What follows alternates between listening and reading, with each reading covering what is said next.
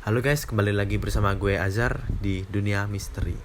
Kali ini gue bawa temen gue bernama Duyana sebagai narasumber kali ini. Dia akan menceritakan pengalaman-pengalaman horor yang pernah ditemuinya di kehidupan selama ini. So langsung aja kita sapa Duyana Wijayanti. Halo Azhar. Halo, gimana kabarnya? Alhamdulillah. Puji Tuhan. Baik. Azhar gimana kabarnya? Alhamdulillah juga, Mbak. Gimana ada cerita apa nih? Kayaknya banyak cerita nih kalau gue lihat. Cerita ya, kayak tukang jahit ya saya ya, Mbak. Banyak bahan ya kalau dipancing ceritanya. Jadi kalau cerita horor tuh ya lebih ke gue pernah sih dulu waktu SMA, kita kan camping tuh. Nah camping tuh bener-bener di Gunung Sumbing, namanya gue lupa namanya, di Desa Perangkoan deh kayaknya. Nah itu tuh kayak di sebuah, kita kan camping, namanya camping kan kita bangun tenda tuh di lapangan. Nah lapangannya itu bener-bener sebelahan sama kuburan. Bener-bener sebelahan banget. Bener-bener sebelahan banget dong, kita tidur itu bersebelahan dengan orang-orang yang udah beda alam sih. Apalagi di lereng gunung. Apalagi di lereng gunung udah dingin-dingin ya, dingin-dingin hawa nerakanya tuh sampai masuk. Itu camping apa tuh? Camping sekolah itu atau camping Camping sekolah. sekolah berarti rame dong ini ya. Rame, dan gue waktu itu jadi DA-nya apa tuh, yang lo tau gak sih yang kalau pramuka itu ada yang kakak seniornya gitu kan. Nah gue jadi kakak seniornya, jadi gue nggak tidur di tenda, tapi gue tidur ada base campnya sendiri. Dan view base campnya itu kan gue nggak ada tembok tuh, view base campnya itu langsung bener-bener kuburan dong, Cir. Wow. Terus gimana tuh? Dan terus tuh hari pertama masih berjalan dengan baik tuh. Hari pertama kita ada kegiatan, kita masih joget-joget apa segala macam. Terus udahlah, malam hari kedua itu udah mulai ada gelagat-gelagat yang nggak enak nih. Soalnya kan hari kedua itu namanya pramuka tuh ada ini ya, namanya yang jerit malam itu, yang kita mencari jejak. Pernah juga. Pokoknya yang mencari tanda-tanda gitu kan. Iya, kayak semacam game gitulah biar. Semacam games. Dan itu tuh kayaknya ada salah satu peserta dari teman gue itu yang tidak sengaja enggol petilasan. Apa tuh petilasan? Nah, petilasan tuh kayak barang terlarang lah di situ. Oh, jadi kayak barang sakral di tempat itu gitu ya. Sakral di tempat itu. Dan alhasil kok sampai di pos gitu, sampai di lapangan gitu, kok kakinya udah mulai berat. Nah kakinya mulai berat, terus badannya juga mulai pegel-pegel ya, dikiranya tuh sakit kan. Ya udahlah, ditaruh lah di tenda. Nah sesampainya di tenda kok malah teriak. Ini di tenda satu tenda sama ente. Gimana ini? Bukan, itu dia peserta. Jadi dia udah pegel semuanya. Ya udah langsung teriak aja. Dan kesurupan pertama udah panik dia tuh kan. Ya namanya camping di tengah gunung terus di samping kuburan, ya lu berharap aman-aman aja. Tidak bisa seperti itu, Besti ya. Apalagi itu alam terbuka ya. Terbuka banget. Dan itu benar-benar ya udah satu orang udah kesurupan, udah terselamatkan nih. Nggak lama kemudian muncul lagi sampai ada banyak banget orang-orang di situ yang kesurupan. Ada kali 10-an orang kesurupan. Jadi kayak kesurupan massal gitu loh. Jadi kayak satu ke satu pindah ke satu nyalur gitu ya. Iya, gue juga kayak ada koneksinya malah tuh. Mungkin kalau misalkan jadi horor nggak sih? Ini kalau misalkan orang nih kan diambil setannya gitu. Nah nggak yang langsung keambil tapi nyangkut ke orang lain atau gimana, gue juga nggak tahu konsepnya. Kayak pindah gitu ya. Kayak pindah gitu. Jadi atau mungkin mereka ada yang merasa terganggu, atau yang nggak sengaja dia nyampar si makhluk halusnya itu, gue juga nggak tahu ya. Dan tiba-tiba di situ kayak banyak banget yang kesurupan, dan gue juga ngerasain hal aneh waktu itu kan gue tidur benar-benar di luar, tidur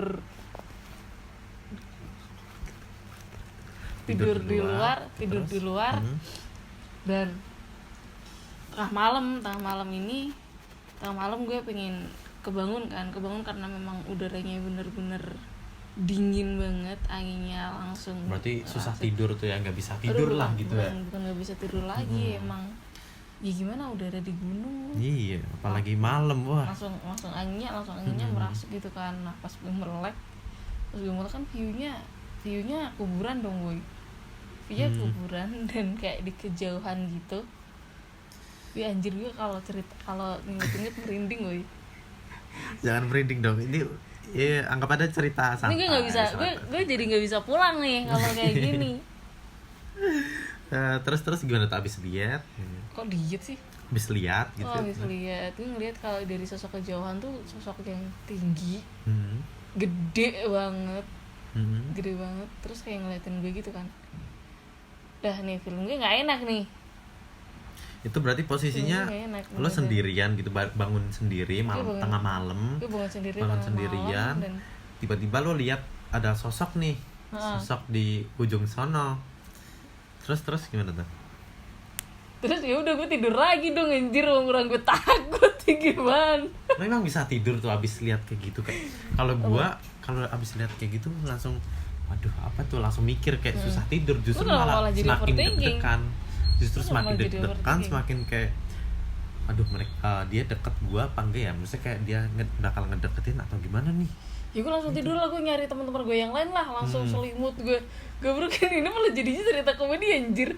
Tapi emang bener-bener serem waktu itu, mungkin karena gue bawaannya bercanda mulu ya. Biar gak serem dong. Iya, gue setan aja. Daripada ntar lu keinget lagi kan malah tambah serem ntar jadinya. Nah iya ya. Nah terus, itu pokoknya yang paling serem di situ tuh pas kesurupan masal itu. Sikon banyak banget sampai pulang tuh masih ada yang ke bawah-bawah gitu loh, sampai rumah itu masih sampai sekolahan ding. Kan udah tuh 3 hari banyak kejadian aneh ya, misalkan kesurupan kayak gitu. Terus ya gue melihat hal-hal yang di luar kehidupan manusia ya kan. Iya.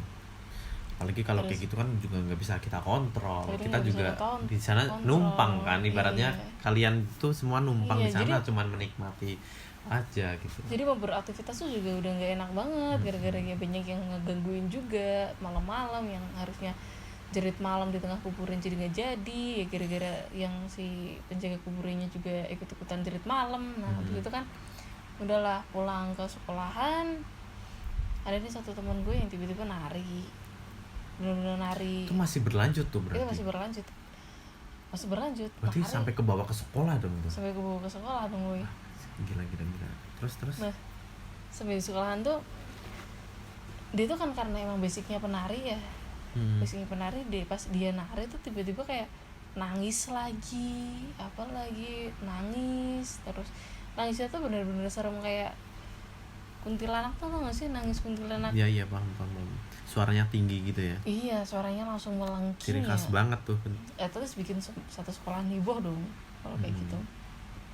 Pas di ini lagi ya itu bawaan dari gunung. Yang gara-gara semalam ada sosok siswa yang nendang itu ya, apa tadi namanya? Petilasan itu. Terus dia masih ke bawah tuh sampai sekolahan.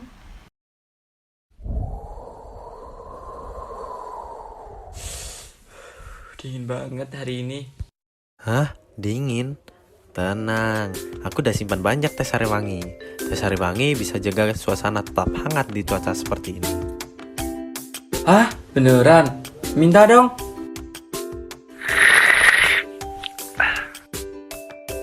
Untuk menjaga keharmonisan, jangan lupa untuk selalu menyediakan teh sariwangi.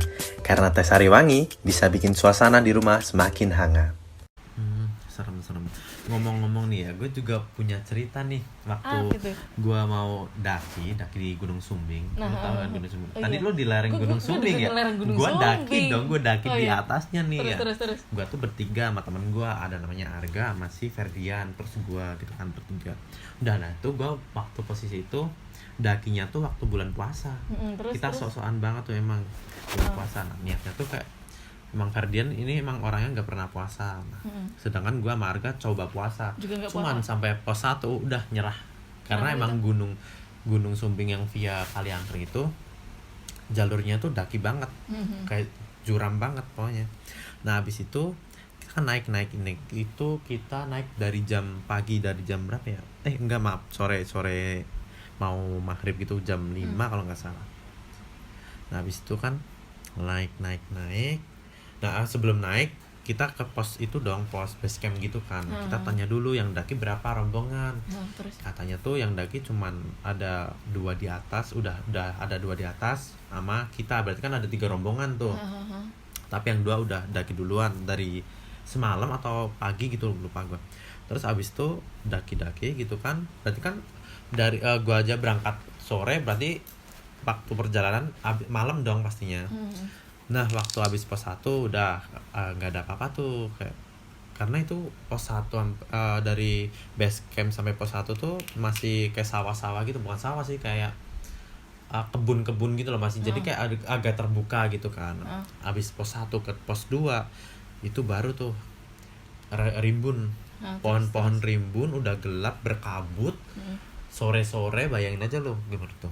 Terus habis sampai pos 2 kan, nah kita masih jalan aja, kita nggak milih istirahat, tapi istirahat bentar. Cuman waktu istirahat tuh kayak ada yang suara orang naik gitu loh, cuman kita tungguin kok nggak ada. Paling nggak ada, cuman firasat kita doang mungkin ya. Terus habis itu udah daki. Habis pos itu ketemu di pos 3 itu sekitar jam berapa ya, sekitar jam 9 kalau nggak salah ya, pos 3 gitu kan. Kita istirahat bentar, itu jalan curam banget tuh. Habis itu sampai pos 4 kita istirahat buat stay, buat kita diriin tenda kita. Itu sekitar jam 12. Itu bener-bener kita sendirian. Kita ada 2 tenda, berarti punya gua 1 sama tetangga 1. Tapi yang tetangga tuh emang udah sepi ya. Gua kira tuh emang mereka udah ninggalin tenda itu buat ke puncak, sedangkan kita masih stay di pos 4 buat kita istirahat di situ, kita tidur di situ. Nah itu gua istirahat kan di tenda, dalam tenda udah masak, udah makan gitu. Nah kan kita gabut nih ya, kita milih nonton untuk menghabiskan waktu untuk nonton video horor nih. Sok-sokan banget di gunung. Lalu di gunung nonton video horor makanya sok-sokan banget, kita sok ngide, kayak nantang gitu loh, kayak kita challenging diri kita sendiri gitu. Terus habis itu kan nonton video apa gitu, kayak video horor Indonesia apa gitu, lupa gue judulnya. Terus kan udah nonton, tiba-tiba si siapa ya, si Arga kalau nggak salah itu ketiduran karena nonton gitu kan, udah bosan, mungkin juga udah capek kan. Terus? Nah habis itu gue sama si Ferdian ini, tiba-tiba biasanya tuh pendaki tuh kalau ngedaki tuh bawa kayak kerincing gitu loh. Kerincing lo tau nggak, kayak suara kayak lonceng gitu. Nah dia tuh sebagai penanda kalau dia tuh ada gitu loh gitu. Jadi kayak misalnya lu jalan kan kedengeran dong, kayak gerakan kedengeran. Ini waktu gua sama Ferdian doang waktu nonton itu, tiba-tiba ada suara lonceng tuh, kayak lagi OTW naik gitu loh. Terus gua sama Ferdian lihat-lihatan doang kan, kayak ini orang apa bener gak ya gitu kan. Udah kita gak gagas tuh, lanjut nonton. Kerincingnya masih sama, masih di stay di tempat itu doang. Kalau misalnya ngedekat kan semakin keras kan suaranya, ini enggak. Terus kita kayak lihat-lihatan lagi, ngecek bareng-bareng di sekitar gitu, nggak ada gitu kan. Terus habis itu udah kan lanjut nonton. Udah nih udah agak merinding kan, apalagi nonton horor tambah merinding. Terus lihat-lihat gitu, kerincingnya makin dekat kayak di sekitar tenda kita. Gua sama Ferdian kayak aduh gimana nih, kayak kan kalau di gunung kan dibilang jangan itu kan, jangan apa namanya, nggak boleh kalau misal lo ketemu apapun jangan diceritain saat itu juga, ceritanya di bawah. Nah itu habis itu gua sama Ferdian cukup diem doang kan, biar Arga nggak panik juga. Si Arganya nggak tahu nih. Nah nggak tahu, dia masih tidur. Terus gua lanjut lihat gitu, anjrit kata gua masih Ferdian kan, bener-bener ngelihat sosok apa ya, kayak pendaki, cuman dia sendiri bawa backpacker gitu kan. Dia sendiri kan nggak mungkin banget kayak malam-malam jam segini mendaki sendirian. Kalau siang oke lah boleh kan, masih positif thinking. Kalau ini malam dan dia tuh kan lewat ke tenda kita kan, depan tenda kita, dipanggil tuh nggak nyaut sama sekali, kayak tinggal lewat doang gitu loh, kayak langsung lewat aja gitu. Tapi napak nih. nampak kita lihat tuh nampak. Cuma iya nampak, cuman kita panggil tuh nggak nyapa gitu loh. Sedangkan biasanya pendaki tuh kalau dipanggil, walaupun nggak dipanggil pun biasanya mereka juga nyapa gitu loh. Iya, sesama pendaki kebanyakan tahu sih. Jadi nggak sama sekali. Terus kayak waduh, ini kok nggak nampak nih. Gua sama Ferdian ya udah kan, nggak usah diambil pusing, kita tidur aja. Walaupun gua jadi overthinking dong, otomatis kayak lagi di gunung, kalau minta tolong juga ke siapa, kan nggak ada pertolongan gitu kan ya. Apalagi tuh malam-malam lagi, udah apalagi di bulan puasa tuh sepi banget tuh. Lu ngapain? Nah, makanya bulan puasa gitu. Ya gitulah. Terus habis tuh kayak aduh, untungnya gue bisa ketiduran karena mungkin kecapean. Terus jam 4 gitu bangun lagi kan, menuju ke sunset gitu, maksudnya menuju ke puncak lah, summit gitu. Habis itu kan ke puncak kan melewati pos 5 tuh. Nah pos 5 tuh ternyata ada tenda satu. Nah dia tuh segerombolan gitu loh. Terus juga tanya, Mas malam ada itu ya, ada yang lewat sini ya? Dia bilang nggak ada Mas, cuman kita doang yang di sini. Itu tuh kayak pos 5 sampai habis pos 5 tuh udah puncak, jadi kan nggak ada pos lagi tuh. Pos 5 tuh ibaratnya terakhir gitu loh. Nah dia tuh bilangnya nggak ada di sini Mas, nggak ada Mas gitu. Wah gila nih, kayak tapi gue diem aja nih, nggak ngomong sama si mereka gitu, takutnya dia juga pada panik kan. Terus habis itu kita turun udah kan, turun dari gunung langsung ke base camp gitu. Tanya-tanya sama yang pengurus gitulah, kemarin malam tuh ada yang daki lagi enggak sendiri gitu, katanya enggak. Waduh, langsung panik lagi tuh, anjir kata gue. Terus ya gitulah, kayak serem banget ternyata di gunung tuh juga bukan bisa lagi, malah justru gunung tuh kayak tempat sakral juga. Itu mungkin orang yang hilang kali nggak sih? Bisa jadi nggak sih? Atau abis itu gue kan udah balik nih di rumah, udah kelar, kayak udah istirahat gitu. Gue iseng-iseng baca cerita-cerita tentang Gunung Sumbing. Terus Habis itu gue nemuin cerita yang sama persis. Dia ketemu juga sama orang sendirian yang jalan malam gitu loh, sendirian, emang bener-bener sendirian. Jadi kan bukan gue doang yang ngalamin gitu loh, kayak berarti emang ada di situ. Berarti emang gunung sih emang tempatnya kayak gitu ya. Iya, di gunung, di pantai, emang alam tuh menyimpan semua misteri itu banyak banget di alam gitu. Apalagi di gunung kalau udah hilang tuh bakal susah ketemunya nggak sih? Nah, soalnya dia bisa jadi diculik sama jin. Nah, kata-katanya gitu tuh. Nah, gue pernah denger juga tuh di Gunung Lawu tuh. Nah, di Gunung Lawu tuh ada seorang pendaki yang emang dia kurang ajar waktu itu, mungkin dari segi attitude-nya less attitude ya. Nah, terus dia hilang, kayaknya orang Magelang juga deh.